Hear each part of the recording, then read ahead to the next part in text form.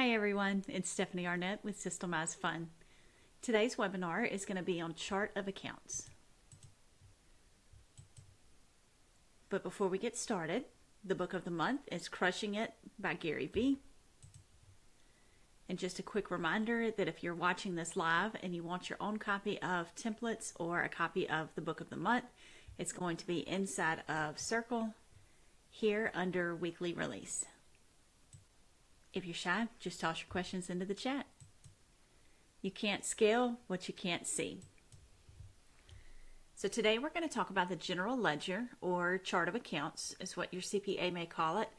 We're going to hit a few high points. It's clarity plus confidence, track like the CEO you are, and your P&L at a glance.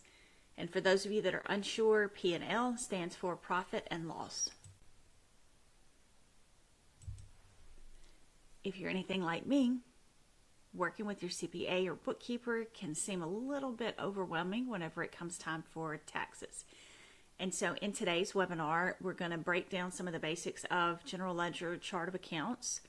We're also going to give you a one-page template that's going to have some chart of accounts on there for you to meet with your CPA bookkeeper and see if they're a fit for your business. So here we break down each expense individually. Personally, I track with this because I like to see how much I'm spending on buyer gifts versus seller gifts. And so the LCOS is listing cost of sale, BCOS is buyer cost of sale. And then you have transaction coordinator, compliance, business development, dues and subscriptions, company fees.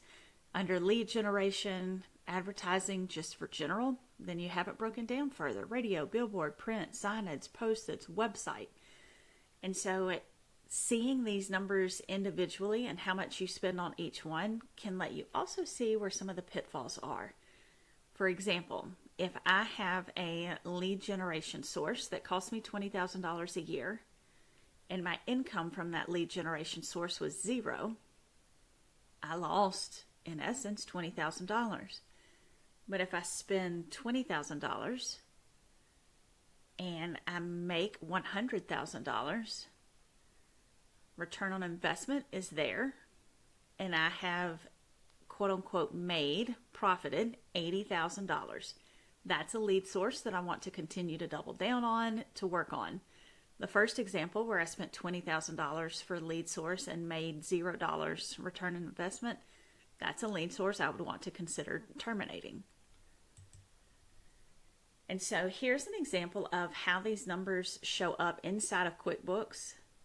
And this is an example for a quarter. So we have the listing cost of sale photography, buyer cost of sale promotional, transaction coordinator, broker managing broker, referrals paid. But you can see on there the total cost of sale. That will be subtracted from your income.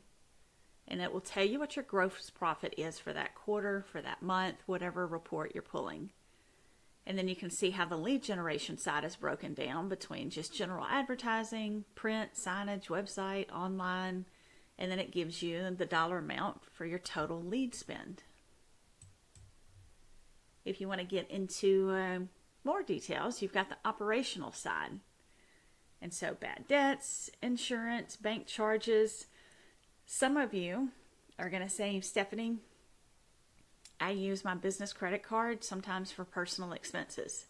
It's too complicated for me to keep up with a personal account plus a business account plus an escrow account plus an advertising account, marketing account, tithe account, whatever those different accounts may be. Your CPA is going to hate me whenever I tell you this. Okay. But we have to track those expenses separately so that our CPA bookkeeper knows whenever it's time to file for tax reports, IRS, state, that we actually know the differences. And so in this case, look down at number 6. It's O/D balance. In this case, OD means owner draw. And so these are the owner expenses that are not company expenses, that are not business expenses. But in reality, they did come out of the same checking account And so it's best for us to be able to track those somehow. In a perfect world, yes, you're going to keep personal finances completely separate from your business finances. It doesn't always work that way in real life. And so in this case, you can see business development, automobile expenses, fuel, travel, all of that over. You've got the miscellaneous expense also, health, wellness, dues, and subscriptions. But that will show your CPA or bookkeeper, hey, these are our personal expenses. They are tracked separately. You can remove those from business expenses whenever you're completing annual reports. If you have several sources of income, if you are a team leader, if you are a broker operator, you can also categorize the income. And so, for example, you've got several different agents on this quarter's that have their agent numbers. And let's say I want to see how much agent number 1007 has actually brought into the company this quarter. Quickly, I can go 1007 brought in 337 227. Then I come down here to their number, and I will take this total cost of sale, and I will subtract 208 867 from that number. I know automatically that agent brought in roughly $100 and something thousand. If I want to open, you can see these are closed. If I want to open, you can see, hey, here's the listing cost of sale, agent commission paid, transaction coordinator, compliance, anything, everything that came out of that agent's expenses that are technically not company expenses, they're agent expenses. Same thing, if I want to see what agent number 1020 brought to the company, 1020's income was $165,567. The cost of having agent 1020 was $95,807. So to get the total amount that agent 1020 brought into the company, I would take the $165,567, subtract the total cost of sale for 1020 of $95,807, and that would give me a quick balance of what that agent brought into the company, and sometimes what that agent cost the company or team. We have a one-page general ledger chart of accounts that we're going to be emailing out.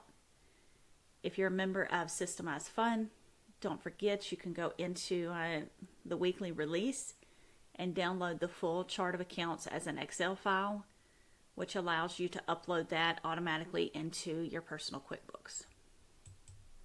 Thanks for joining.